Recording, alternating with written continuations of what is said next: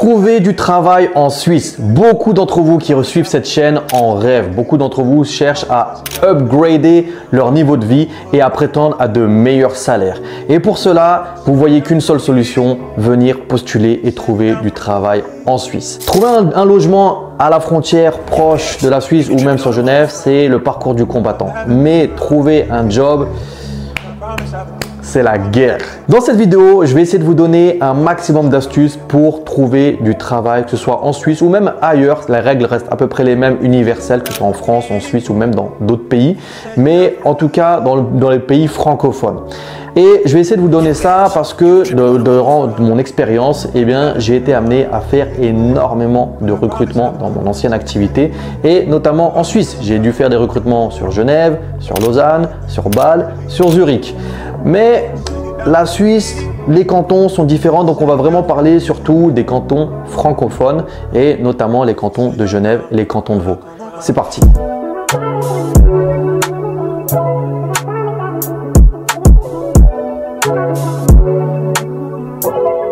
La première étape, avant même d'envoyer le moindre CV, de se déplacer ou d'appeler la moindre société, c'est de connaître vous, tout simplement. De se connaître. Connaître vos atouts, connaître vos talents, connaître vos forces et connaître également vos points à travailler ou vos faiblesses. J'entends par là que si vous ne vous démarquez pas dans un domaine plus qu'un autre, eh ben, malheureusement, ça va être très compliqué parce que vous allez être noyé dans la masse de la multitude des milliers de gens qui recherchent un travail pour un seul poste à donner. Alors que si déjà vous connaissez vos atouts, vous avez peut-être certaines connaissances que d'autres n'ont pas, une certaine expérience que les autres n'ont pas, vous parlez une langue que les autres n'ont pas, vous allez pouvoir vous démarquer. Plus vous allez parler de langue étrangère, plus vous allez avoir de l'expérience, plus vous allez avoir des connaissances sur un domaine précis, plus vous allez pouvoir vous orienter vers du travail. Et j'ai même limite envie de vous dire, plus on va venir vous chercher. C'est-à-dire que ce n'est même pas vous qui avez besoin de postuler, les entreprises viennent vous chercher. Et si, ça existe également en Suisse. Les gens pensent qu'il faut envoyer 50 000 CV, pas du tout.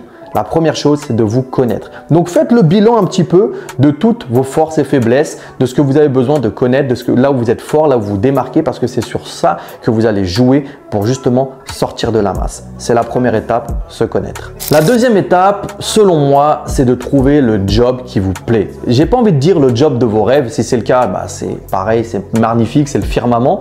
Mais de trouver le job qui vous plaît, un job dans lequel vous allez vous épanouir. Peut-être un job dans lequel vous allez pouvoir évoluer. Ne regardez pas seulement l'aspect financier. Effectivement, vous allez regarder quand même voilà, l'argent, ce qui peut vous nourrir, etc. On est d'accord. Mais regardez surtout le job qui vous intéresse le plus. La plupart des gens que je connaisse qui essaient de venir en Suisse prennent un CV et le distribuent partout. Ils se disent peut-être sur un coup de chance ça marche, mais c'est pas ça. Il vous faut une vraie stratégie. Et la première stratégie, je sais que vous cherchez du travail, mais c'est comme les appartements. Trouvez un appartement qui vous plaît, dans lequel vous voyez vivre. Et bien là, pareil, trouvez un job qui vous plaît, dans lequel vous voyez vous épanouir. Alors, effectivement, on peut avoir une idée tronquée, c'est pas grave. Vous pouvez toujours changer par la suite, mais au moins essayez de trouver ça. Pourquoi je vous dis ça? Parce que si vous allez vers le premier job entre guillemets alimentaire, ça va être bien, mais vous allez vite changer, ça va vous saouler. Et dites-vous une chose, c'est que vous allez passer au moins 8 heures par jour sur place, sans compter le transport, etc. Et c'est dur de se lever le matin quand on n'est pas motivé.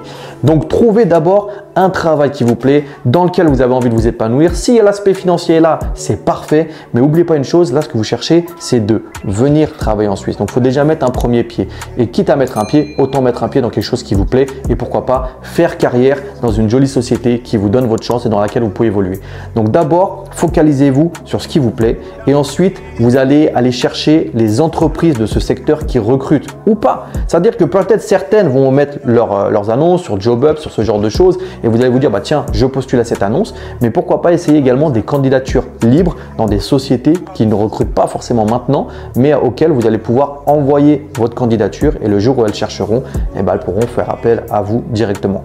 Trouvez ce qui vous plaît. C'est le premier secret du bonheur. Si vous cherchez du travail en Suisse ou dans une place qui est très demandée, dites-vous une chose, vous n'êtes pas seul. Vous êtes des centaines, voire des milliers, des fois pour un seul poste à pourvoir.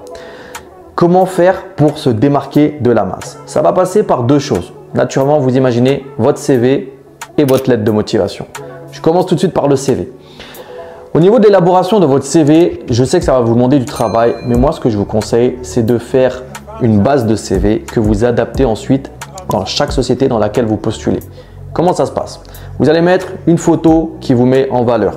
Les gens disent, moi je préfère ne pas mettre de photos hautes, mais moi je vous conseille de mettre des photos. C'est prouvé que les CV, en tout cas dans le monde francophone, en tout cas en France, en Suisse, les CV avec photos et photos qui sont entre guillemets attrayantes sont beaucoup plus vues et beaucoup plus regardées que les CV sans photo. Vous allez mettre votre nom, votre prénom, votre adresse. Vous allez spécifier si vous êtes véhiculé ou pas, avec quel type de permis, permis moto, permis voiture, permis A, permis B, etc. Vous connaissez. Si vous venez pour la première fois que vous n'avez pas de permis de travail, forcément, vous n'avez pas besoin de le mettre. Mais si vous avez déjà un permis de travail, parce que vous avez déjà un travail en Suisse et qu'en fait, vous voulez juste trouver un autre job, vous allez mettre déjà que vous avez un permis G, un permis B, etc. Ensuite, ce qui va se passer, c'est vous allez devoir mettre également votre niveau d'études. Donc, on part toujours du plus récent au plus ancien. Le dernier diplôme que vous avez obtenu, plus celui d'après, plus celui d'après, plus celui d'après. Et les expériences professionnelles. Vous pouvez commencer également par les expériences professionnelles avant les diplômes. Ça n'a pas d'importance. Mais vous allez devoir mettre également vos expériences professionnelles entre la plus récente à la plus ancienne. Attention, si vous avez eu énormément d'expériences, vous mettez surtout les expériences les plus significatives, celles qui ont un rapport avec le travail dans lequel vous postulez. La même chose pour vos diplômes. Ça ne sert à rien de faire 50 pages. Parce que je précise, votre CV doit tenir sur une seule page. Donc si vous avez beaucoup d'informations à mettre, faites en sorte que ça puisse tenir sur une seule page en triant les informations. Je vous donne un exemple. Imaginons que vous recherchez un poste, par exemple, pour être commercial dans une société. Okay? Vous voulez mettre en avant vos atouts de commercial, de vendeur. À ce moment-là, vous allez mettre uniquement les expériences que vous avez en vendeur. Si vous avez fait des jobs à côté, vous avez travaillé dans la restauration, vous avez été agent de sécurité, vous avez fait, je ne sais pas, des choses qui n'ont aucun rapport, vous ne les mettez pas. Ça ne sert à rien. Et dans votre expérience, ce qui est intéressant, c'est que vous mettez le nom de la société, le poste en question que vous avez et en dessous, les différentes missions qu'on vous avait allouées. Pareil pour vos diplômes. Quand vous allez mettre le nom du diplôme, mettez un petit peu ce à quoi ça correspond. Il y a certains diplômes que vous avez peut-être eu dans des pays à l'étranger qu'on ne connaît pas du tout. Donc, expliquez un petit peu ce que c'est. Naturellement, si vous avez un bachelor, un master, tout le monde sait ce que c'est. Mais si vous avez des diplômes type un BTS en France, c'est pas forcément connu en Suisse. Si vous avez eu, je ne sais pas, un BEP ou je ne sais quoi, c'est pas forcément connu non plus. Donc, expliquez un petit peu la nature du diplôme et ce que vous avez vu pendant vos études. Et ensuite, à la fin, vous le connaissez, la fameuse section hobby, loisirs. Alors celle-ci, c'est celle sur laquelle beaucoup de gens font l'erreur.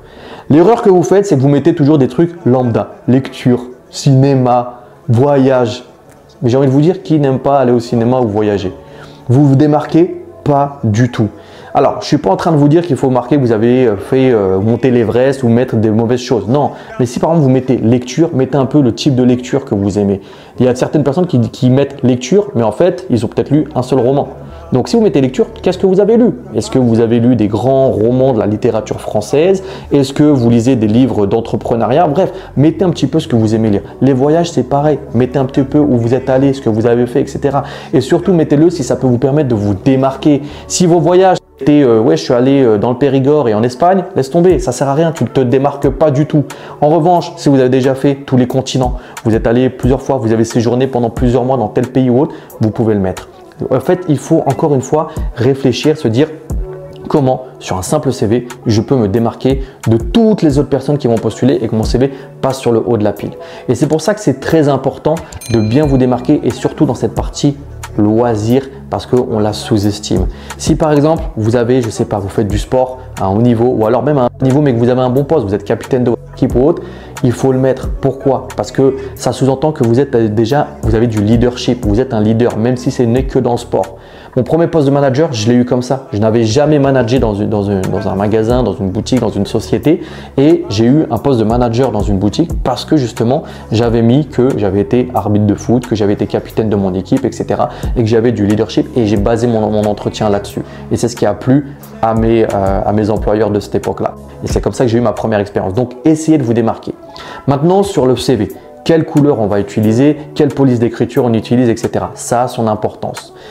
Moi, ce que je vous conseille, c'est pour ça que je vous disais, le premier CV, c'est une base, c'est de mettre la même police d'écriture que la société dans laquelle vous postulez.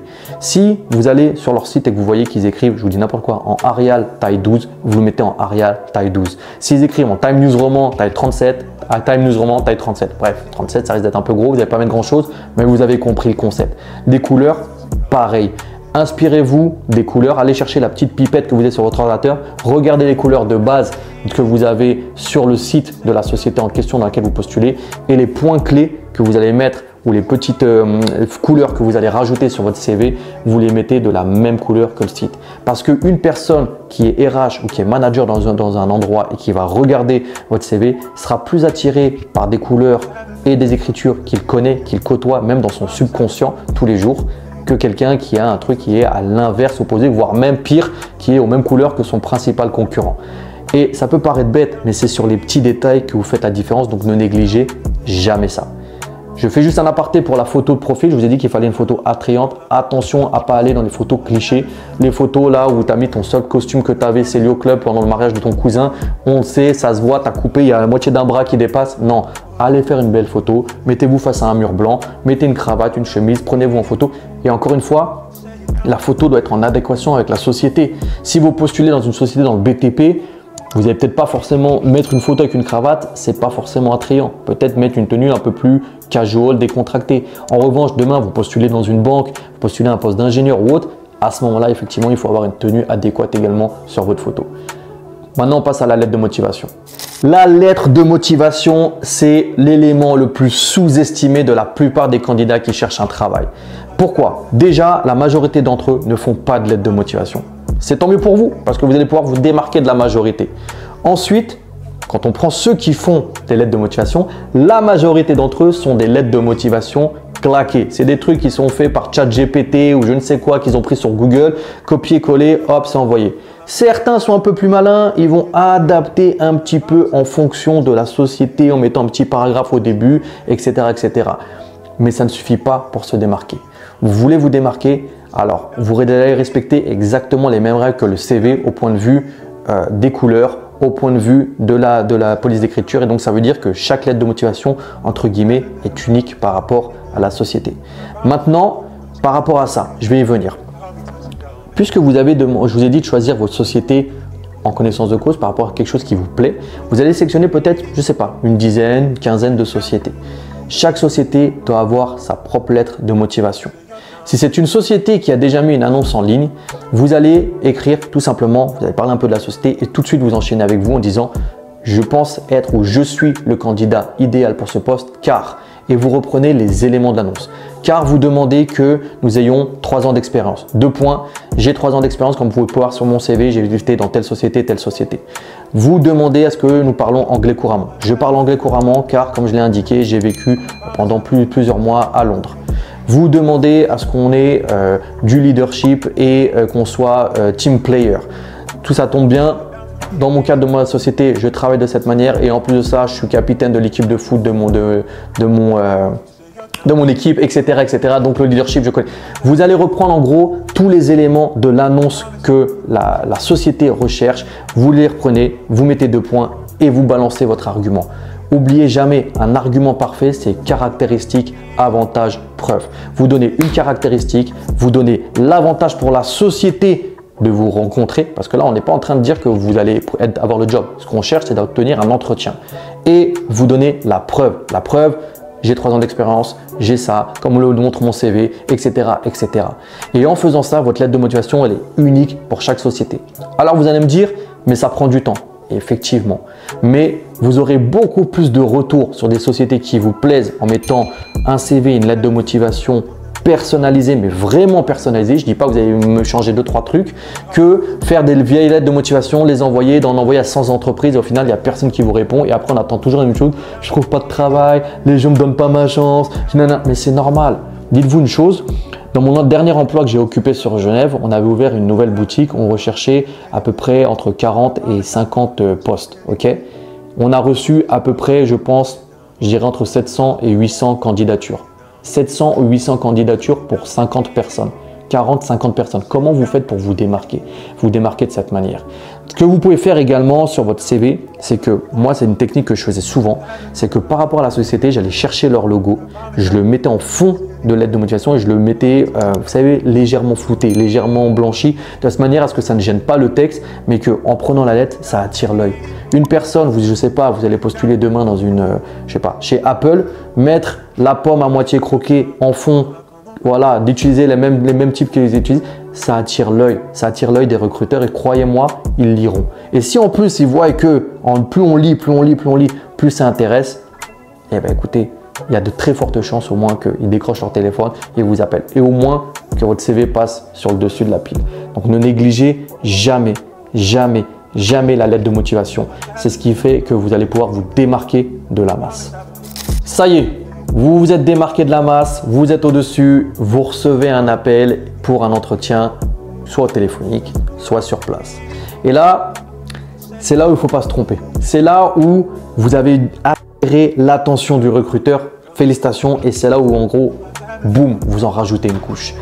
Donc, première chose, si déjà vous avez un répondeur téléphonique claqué ou qui est déjà plein de messages, déjà changez ça. Parlez sur votre répondeur téléphonique. Encore une fois, je vous dis, c'est les détails qui font la différence. C'est vous qui devez parler sur votre répondeur téléphonique. Bonjour, vous êtes bien sur le numéro, nanana, je suis absent pour le moment, laissez-moi un message, je vous rappelle. Et effectivement, vous rappelez si on vous laisse un message. Il n'y a rien de pire que d'appeler pour un job et au final, vous en rendez compte 3 mois après et c'est trop tard, ils ont déjà trouvé quelqu'un, vous n'étiez pas sérieux. Ensuite, vous décrochez l'appel. Si vous voyez que vous êtes dans un environnement bruyant ou que vous ne pouvez pas parler, ou vous êtes en voiture ou je ne sais quoi, soyez honnête avec le recruteur. Dites-lui, je suis navré, ça aurait été un plaisir de discuter avec vous. Malheureusement, voilà, je suis dans un environnement bruyant. Quand est-ce que je peux vous rappeler? Sur quel numéro? Voilà, vous demandez, au moins ça prouve votre sérieux. Ou la personne vous dire, bah écoutez, moi je peux vous proposer de vous rappeler tel jour, telle heure, etc. Et quand on vous met un rendez-vous, naturellement vous l'honorez, vous êtes là pour répondre au téléphone. Vous allez répondre au téléphone, vous allez laisser le recruteur parler avec vous et là, c'est le moment de lui mettre des paillettes dans les yeux. C'est le moment d'accentuer sur ce sur quoi vous avez parlé. Et c'est pour ça que je vous dis, c'est aussi d'autant plus important de savoir dans quelle société vous avez postulé. Si vous avez postulé dans 10, 15, 20 sociétés, c'est facile de se rappeler dans quoi vous avez postulé. Si vous avez envoyé votre CV en cliquant et sans regarder ce que c'était et que la personne par chance arrive à vous appeler et que vous dites vous êtes quelle société, je ne me rappelle plus, vous passez pour le plus gros des tocards. Donc s'il vous plaît, essayez de vous rappeler de la société, prenez des notes, posez-vous dans un environnement dans lequel vous êtes à l'aise, qui n'est pas bruyant, dans lequel vous pouvez discuter et dans lequel vous pouvez vous mettre en valeur. Le but, encore une fois, de l'entretien téléphonique, c'est de décrocher un entretien d'embauche. Donc vous allez parler, vous allez vous vendre, vous allez expliquer, vous allez mettre des mots sur la lettre et sur le CV que vous avez envoyé. Et ensuite, le but, c'est de décrocher un entretien d'embauche. L'entretien d'embauche, naturellement, je ne sais même pas pourquoi je le précise, vous venez un petit peu en avance. Alors, ça ne sert à rien de venir 3 heures avant, mais 5-10 minutes avant, montrez que vous êtes là, vous vous annoncez, j'ai rendez-vous avec monsieur un tel, madame un tel, etc. Vous vous faites patienter. Soyez poli, courtois, pas seulement avec le recruteur, mais avec les gens qui vous reçoivent, que ce soit la secrétaire, que ce soit si c'est une boutique, les vendeurs, que ce soit les autres serveurs, si c'est un restaurant, etc. Les personnes qui vous voient, soyez polis, courtois, souriants avec eux. Je vous dis ça parce que nous, on avait une chose, c'est que quand les gens venaient, je les faisais toujours attendre 5-10 minutes, pas plus. Par contre, je demandais à mes collègues de les observer et je voyais comment ils étaient. S'ils étaient venus, qu'ils avaient snobé les autres vendeurs, qu'ils n'avaient même pas dit bonjour, qu'ils n'avaient même pas été courtois ou autre, je savais déjà que il y avait de fortes chances que je ne prenne pas la personne. Mais si par contre, je demandais, on me dit, bah non, il a regardé, il était courtois, il nous a posé des questions, il était gentil, souriant, et que j'avais un bon retour de la part de mes collègues, eh bien, ça va me rajouter déjà une plus-value à la personne. Pourquoi? Parce que dites-vous qu'une chose, c'est que cette personne va travailler en équipe. Donc si déjà votre équipe, avant même qu'elle arrive, ne peut pas se le voir en peinture, c'est compliqué. Donc mettez tout le monde dans votre poche. Pas seulement les personnes avec qui vous allez passer l'entretien, mais également même la personne qui fait le ménage, soyez courtois, poli avec elle. Et j'ai envie de vous dire, même c'est des règles de savoir-vivre, ça ne doit même pas être par intérêt, ça doit être juste par respect. Ensuite, on a l'entretien, vous venez habillé comme la même chose, de la même manière que l'entreprise veut. Regardez un peu le style d'entreprise, les gens qui travaillent là-bas, peut-être passer quelques jours avant, observez un peu comment ils sont. Est-ce qu'ils sont habillés un petit peu sur leur 31? Est-ce qu'ils sont plus casual? Regardez un petit peu le style de la société et venez habiller en tant que tel. Naturellement, vous venez propre sur vous. Le parfum, tranquille, tranquille, ok? Ça sert à rien de vous parfumer à 100%, quelques touches par-ci, par-là, de manière à ne pas non plus remettre votre senteur dans toute la société et au final on se dit ah non, c'est pas possible. Ensuite, pour les hommes, ou plutôt pour les femmes et les hommes, on est en 2024 qui mettent du maquillage. Ne venez pas maquiller comme un camion volé. Ça peut paraître bête ce que je vous dis, mais ça en dit beaucoup. Et en fait, ce qu'il faut, c'est essayer d'être assez neutre. Se démarquer par votre charisme, se démarquer par votre communication verbale, non verbale, mais surtout, faites attention justement à ce que vos vêtements, votre maquillage, votre parfum en disent sur vous. Rappelez-vous cette règle, les 4 x 20, les 20 premières secondes, 20 premiers gestes, 20 premiers mots et 20 premiers pas sont primordiales et on n'a pas deux chances de faire une première bonne impression. Et ensuite, vous avez l'entretien, vous déroulez, vous êtes à l'écoute, vous écoutez ce qu'on vous dit. Si vous n'avez pas compris la question, vous demandez à être reformulé et vous y allez. Si vous avez dit que vous parliez des langues étrangères sur votre CV et que vous avez mis que vous aviez un bon niveau, faites en sorte que ce ne soit pas du mensonge parce que là, ça va être le poteau rose. On va vous mettre des gens qui vont vous parler dans votre langue et vous allez faire Yes, it's an umbrella. Donc, attention à également à être dans le juste. Si vous avez dit que vous avez de l'expérience, montrez votre expérience. Et n'arrivez pas en terrain conquis. Okay, vous êtes là pour apprendre. Mais mettez-vous toujours à la place de l'autre. Qu'est-ce que vous pouvez apporter comme valeur à cette société? Il y a même des gens qui vous disent pourquoi vous et pas une autre personne. Dites-leur avec humilité. Je ne connais pas les autres personnes, mais voilà ce que je peux apporter aujourd'hui à votre société. Mettez-vous en avant. C'est là où vous avez toute votre chance. C'est la chance de votre vie, donner le maximum sans trop en faire. Et c'est là que c'est une question de feeling. Et malheureusement, je ne peux pas vous aider davantage que ça. Ça dépend, tout est différent et ça dépend des personnes. Mais tout ce que je peux vous dire, c'est soyez sûr de vous-même, humilité, charisme et lancez-vous sans aucun regret.